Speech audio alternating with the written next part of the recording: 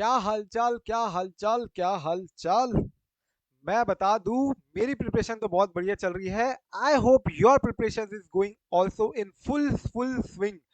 Preparation बहुत बढ़िया करनी ही होगी अपने को, and for that matter in this video we are gonna discuss how to apply this falls technique to ace your MCQs. MCQ बहुत बहुत इंपॉर्टेंट है। टारगेट अपना रहेगा भैया 25, 30 में से 25 अपने को मिलने ही मिलने हैं एमसीक्यू में। कोशिश पूरी पूरी रहेगी, and how to achieve that target, for that matter how do we apply this actual falls technique to ace the MCQs. तो फटाफट से एक बार लाइक कर दो, सब्सक्राइब कर दो चैनल को, एंड कमेंट करो। सब्सक्राइब करो, सबसे पहले तो सब्सक्राइब करते नहीं हो, और दूसरी बात लाइक बोलते हो तो लाइक भी नहीं करते हो। I am waiting waiting. और उसके बाद अपन आगे बढ़ेंगे with this video, how do we actually ace the MCQs. MCQ कैसे कैसे स्कोर करे, कैसा स्कोर बढ़ाया जाए। फटाफट फटाफट फटाफट, I am still waiting waiting waiting for your like. Sir मत करो, आगे मत बढ़ो। मैं हमारी को भी ऐसी भी टेक्निक ये कहीं तो भी सुनीली लगती है। हाँ, मुझे भी कहीं तो भी ये देखीली लगती है। नहीं, मैं बता दूं, this is purely out of my experience. ये की एग्जाम हो, चाहे सीएफए की एग्जाम हो या सीएस की एग्जाम हो, this is purely out of my experience. And without wasting any much time, let's start, let's dive straight into this technique. सबसे पहला, first read the question and then come to the answer. कई लोग still अभी बोलेंगे कि sir उतना confidence नहीं आता डायरेक्ट क्वेश्चन में जंप करने में। मैं बता दूं, अपने इंस्टीट्यूट के जो एग्जामिनर है ना, वो एकदम बोंदू है, बोंदू। बोंदू in the sense, question MCQ पूरा का पूरा केस स्टडी बनाएंगे, और जो रेलेवेंट पार्ट है एमसीक्यू क्वेश्चन के लिए, जो रेलेवेंट पार्ट है वो वापस से क्वेश्चन में पूछेंगे। तुम डरते क्यों? तुमको वापस से क्वेश्चन में मिलेगा, तीन में से एक या दो केस स्टडी में तुमको हो जाएगा कि बिना बिना केस स्टडी पढ़े भी तुम्हारा एमसीक्यू बन जाए।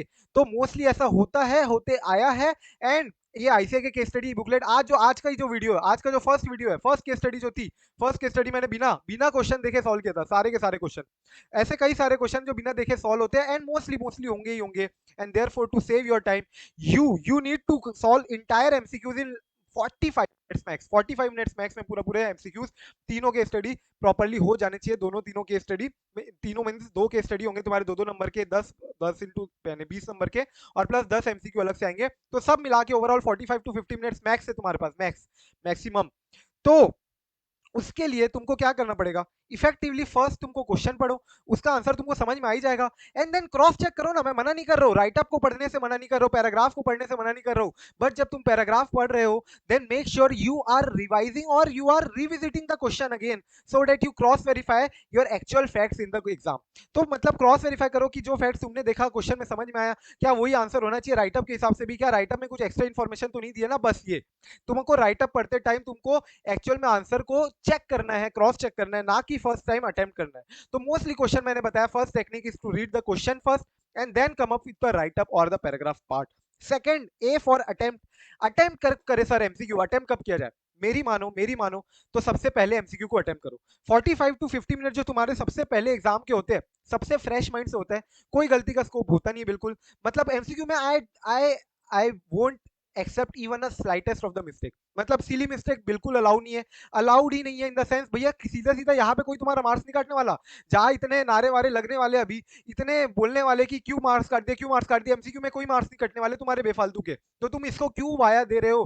तुम इसको क्यों सिली मिस्टेक के कारण अपना मार्क्स खोगे? तो first I want you to attempt the MCQ. If not first, तो पहले 15 मिनट में मान लो तुमको नहीं भी मिलता एमसीक्यू का पेपर, तो उस केस में तुमको क्या करना चाहिए, 15 मिनट में तुमको इवेल्युएट करना चाहिए कौन सा क्वेश्चन एलिमिनेट करना है, या जैसा भी तुम्हारी जो स्ट्रेटेजी है।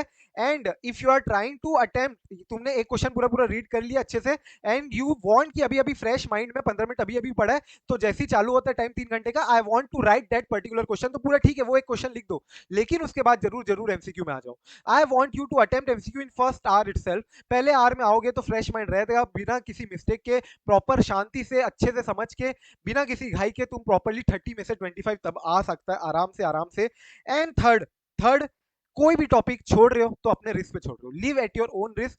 Do not leave any point. मतलब कोई भी आंसर का मान लो 8 पॉइंट है, तो अब तो तुम बोलोगे कि सर अभी हमने देखा था कि नया आंसर शीट के हिसाब से ना 4 पॉइंट लिख दिया 8 में से, तो 4 के 4 तो मिलेंगे ही मिलेंगे। हाँ, मैंने कहा मना किया, पहले भी मैंने बोलता था जब मैं 8 को 8 पॉइंट पढ़ाता था, the intention was not to make you remember all those points. The intention की भैया 4 पॉइंट याद रहेंगे अगर तुम 8 याद करोगे तो, पहली बात। और दूसरी बात, एग्जाम डे में मैं वो प्रेशर लेने के लिए नहीं बोल रहा हूँ कि 8 में से 4 याद आए या ना आए, 4 याद आए बहुत है, आगे बढ़ जाओ, लेकिन तुमको पूरे 8 पॉइंट की कंसेप्चुअल अंडरस्टैंडिंग होनी चाहिए, कंसेप्चुअली तुमको पता होना चाहिए, बिकॉज एमसीक्यू में जब सामने दिखेगा so you will be able to recall the point.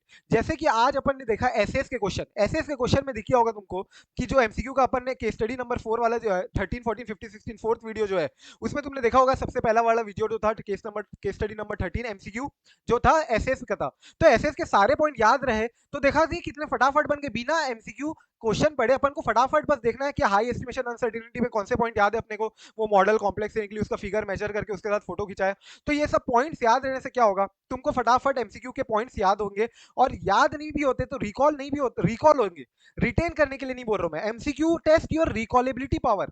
ये सीएफए में भी हम लोग को काफी काफी ज्यादा फोकस किया जाता है कि याद करने पे ज्यादा फोकस नहीं रहते क्वेश्चन का फोकस एमसीक्यू का ज्यादा ये रहेगा कि whether you are able to recall what you have learned और व्हाट यू हैव अंडरस्टूड और not, not that you have retained it और नॉट। रिटेंशन पावर कब टेस्ट होगी, जब तुमको लिखना है वो पॉइंट को, not when you are tested in the options given, option में तुमको दिख रहा है सामने, so you will be able to recall only and only when you have actually understood and learned that point, read that point at any point of time।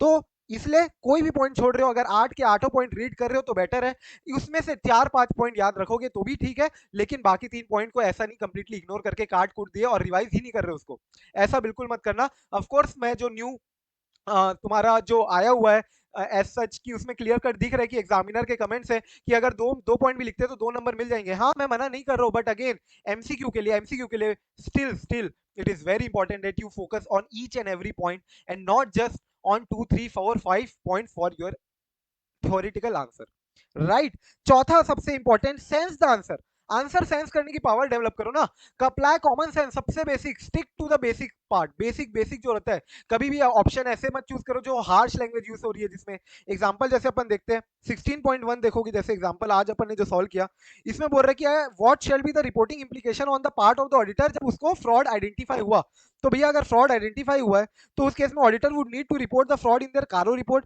Further they also need to evaluate whether the report on IFC and main report should be qualified और not. तो ये कितना सही लग रहा है कि हाँ मेरे को सोचना चाहिए, डायरेक्टली ये जो बोल दिया कि need to qualify their main report as well as the CARO report, अरे भाई जरूरी तो ही ना, अगर फ्रॉड की रिपोर्टिंग अगर मैनेजमेंट ने ऑलरेडी अपने बोर्ड रिपोर्ट में कर दी, बीओडी ने कर दी है, कोई मिसस्टेटमेंट नहीं है अगर फाइनेंशियल स्टेटमेंट में, तो फिर क्यों करना जबरदस्ती क्वालिफिकेशन, तो तुमको देखना पड़ेगा कि सेंस करना पड़ेगा, बेसिक कॉमन सेंस लगाने पड़ेगा कहीं ना कहीं, और ये टाइप का आंसर ऐसे की, तो if you don't remember the point still you can apply your common sense and that's how you can also correct tick the correct answer. Sense करना बहुत बहुत important, and you will develop this sense more and more MCQ जैसे जैसे solve करते जाओगे वैसे वैसे तुमको समझ में आएगा कि why this MCQ answer is not that option but instead option number C. और इसलिए मैंने पूरे एमसीक्यूज के साथ में आया हुआ हूँ, पूरे एमसीक्यूज प्रॉपर करेंगे, एंड एमसीक्यूज जान है जान, अगर मैं बोलूं 30 में से 25 आ गया तुम्हारा, 30 में से 25 आ गया अगर तुम्हारा, तो तुमको पता है कि 45 मिनट्स में मेरे पास 25 नंबर है 30 में से, तो बचा हुआ 15 मिनट में और नेक्स्ट 15 मिनट में तुम्हारे पास हो सकता है 15 नंबर हो हाथ में, तुमने एक घंटे में पास हो चुके हो तुम, मोस्टली एक घंटे में तुम पास का कर चुके हो, अपने आप को पास कर चुके हो एक घंटे में मोटा माटी, अगले 2 घंटे तुमको बोनस मार्क फेच करने, बस अगले 2 घंटे तुमको मजे करने, अच्छे से कूल माइंड लेके बढ़िया बढ़िया आंसर लिखते जाना है फटाफट, जो जो जैसे जैसे याद आते जा रहा है, and that's why MCQ S करना बहुत बहुत इंपॉर्टेंट है। It gives you immense confidence, immense boost कर देगा, पूरा बूस्ट कर देगा confidence for your next 2 hours in your exam hall.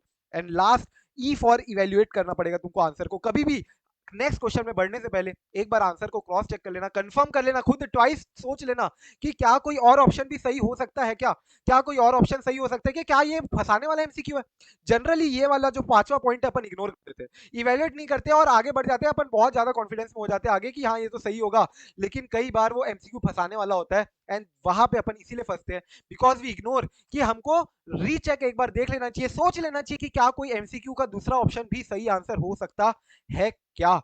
सो ये 5 ट्रिक जिसको मैंने बोला falls technique, so that you help ace to help you ace your MCQs, बहुत बहुत इंपॉर्टेंट, ये पांचों के पांचों बात याद रखना, and that will surely even if this video increases 1 mark in your MCQ ना, तो आई थिंक कि हाँ पर्पस सेटिस्फाई हो चुका है, and hope to see you in the next video. See you, like the video, comment करो, subscribe करो, share करो, चैनल को एंड वीडियो को पूरी अपने प्रॉपरली पूरी रिवीजन करके रख चुकी है, ऑडिट की, सीए फाइनल की, प्रॉपर मेमोरी ट्रिक्स के साथ, with proper understanding and everything. So playlist तुमको मिल जाएगी चैनल में, एंड पी का अलग से पूरी रिवीजन की प्लेलिस्ट अलग से बनी हुई है with questions and therefore you just need to revise every time. And as I said, कोई भी पॉइंट अगर तुम लीव कर रहे हो तो you are living at your own risk, because it can be tested in the MCQ, and MCQ is the heart of your exam. That's, तुम उतना इंपॉर्टेंस दो एमसीक्यू को तो अपने आप तुम्हारे मार्क्स बढ़ जाएंगे। ये मैं लास्ट लाइन बोल के खत्म करूंगा इस वीडियो को, and hope to see you in the next video. Till then take care, bye bye.